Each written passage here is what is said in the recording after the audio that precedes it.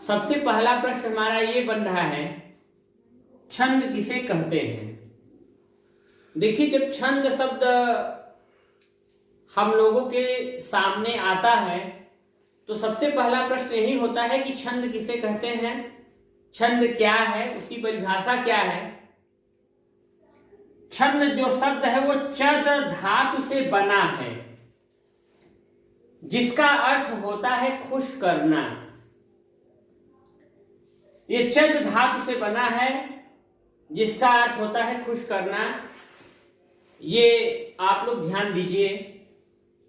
छंद को छंद इसलिए कहा जाता है कि वह छादन करता है।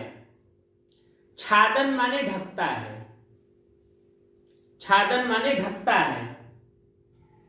जैसे जिस वेद के सहारे देवता मृत्यु से अपने को बचा सके वही छंद है।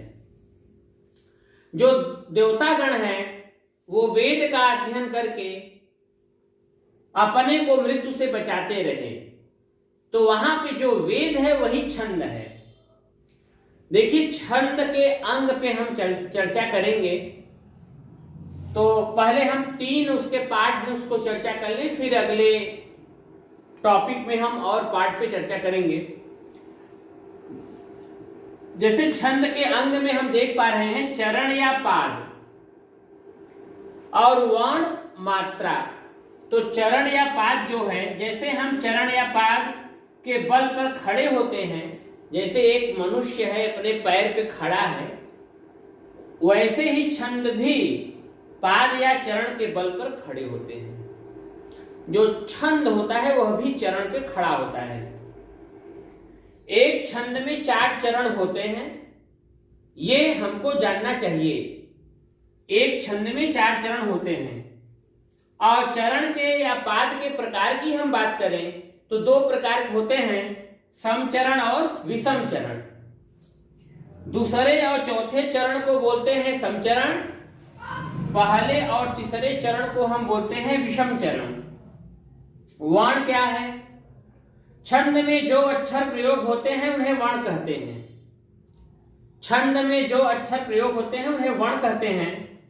मात्रा की दृष्टि से जो वर्ण होते हैं 2 प्रकार होते हैं, लघु गुरु। लघु को हम हर्ष भी बोलते हैं और गुरु को हम दीर्घ भी बोलते हैं।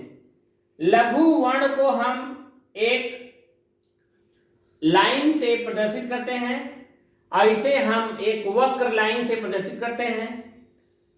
जिन्हें बोलने में कम समय लगता है उन्हें हम लघु वर्ण कहते हैं और जिन्हें बोलने में लघु वर्ण से ज्यादा समय लगता है उन्हें हम गुरु वर्ण कहते हैं। और मात्रा की हम बात करें, वर्ण के उच्चारण में जो समय लगता है उसे ही मात्रा कहा जाता है। के अंग पे हम आज चर्चा करेंगे, जिसमें से हम बात कर रहे हैं यति, गति, तुक और गण के बारे में। यति को सीधा सीधा हम समझ लें एक प्रकार का ये विराम चिन्ह ही है। जैसे पद्य का पाठ करते समय गति को तोड़कर जो विश्राम दिया जाता है उसे यति कहते हैं। इसे विराम और विश्राम भी कहा जाता है। जैसे देखिए, कॉमा, 1 खड़ी लाइन और 2 खड़ी लाइन और प्रश्नवाचक चिन्ह, विस्मयबोधक चिन्ह। तो यति को कुल मिलाकर के आप कह सकते हो विराम, विश्राम या विराम।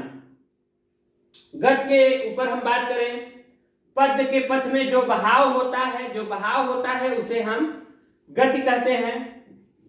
जैसे यहां पे मैं देख रहा हूं, मंगल भवन अमंगल हारी, द्रवहु सुदशरथ अजिर बिहारी। तो यहां गति तो ठीक है, लेकिन यहां पे मैं नीचे देखूं, मंगल भवन अमंगल हारी, द्रवहु दशरथ सो अजिर बिहारी। सिर्फ हम दशरथ को इधर कर दिए, सो को उधर कर दिए, इससे यहां पे गति भंग हो गया, गति भंग हो गया। तो गति का मतलब ये होता है कि आपके जो शब्द रखे गए हैं वो इस प्रकार से रखे जाएं कि गति आपकी बनी रहे। कहने में जो गति है, पढ़ने में जो गति है, वो गति बनी रहे। और तुक की हम बात करें, समान उच्चारण वाले शब्दों के प्रयोग को ही तुक कहा जाता है। जैसे इसके भेद को मैं देखूं, जैसे तुकांत कविता हुआ, अतुकांत कविता। तुकांत कविता में मैं एक उदाहरण ले रहा हूं, हमको बहुत ही भाती हिंदी, हमको बहुत है प्यारी हिंदी। यहाँ पे मैं देख रहा हूं कि हिंदी वर्ड्स, हिंदी ऊपर भी है नीचे भी है, तो यहाँ पे तुकांत हो गया, राइमिंग हो गई, और समान उच्चारण वाले शब्दों के प्रयोग को ही तुक कहा जाता है। अतुकांत कविता की मैं बात करूं, काव्य सर्जक हूं, प्रेरक तत्वों के अभाव में लेखनी अटक गई है, काव्य सृजन हेतु तलाश रहा हूं उपादान। तो यहाँ आप देख सकते हैं कि हूं, में, है, हेत, उपादान, यहाँ कोई भी आपके अंतिम वर्ड्स नहीं मिल रहे हैं या उनका उच्चारण समान उच्चारण नहीं हो रहा है, तो ये अतुकांत कविता का एग्जाम्पल हुआ। अब हम गण होता है, तो गण पे हम चर्चा करें। 3 अक्षर के समूह को गण कहते हैं। वर्ण वृत्त में 3 अक्षर के समूह को गण कहते हैं। कोई आपसे पूछे गण किसे कहते हैं, तो आप सीधा बताइए कि 3 अक्षर के समूह को गण कहते हैं। इन गणों के 8 रूप होते हैं। गण कितने प्रकार के होते हैं, तो आप बताएंगे 8 प्रकार के होते हैं। और इसका एक प्रचलित सूत्र है, यमाता राजभान सलगा। यमाता राजभान सलगा, यह सूत्र बहुत ही प्रचलित है, विद्वानों के द्वारा बनाया गया। यमाता, जैसे एक लघु और 2 गुरु हो तो वहां पे यह गण होता है। जब 3 गुरु हो तो वहां पे म गण होता है। और इसी प्रकार से यहाँ पे हम मात्रा बना के बता रहे हैं। यह माता, मातारा, ताराज, राजभा, जभान, मानस, नसल, सलगा।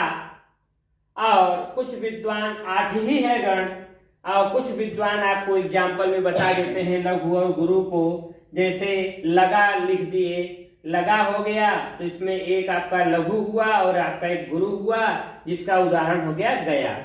इधर मैंने उदाहरण कुछ लिखा है, जैसे भगाना है, तो भगाना में आप यदि मात्रा लगाएंगे तो एक लघु लगाएंगे, 2 गुरु लगाएंगे। बाकी अभी हम मात्रा लगाना आपको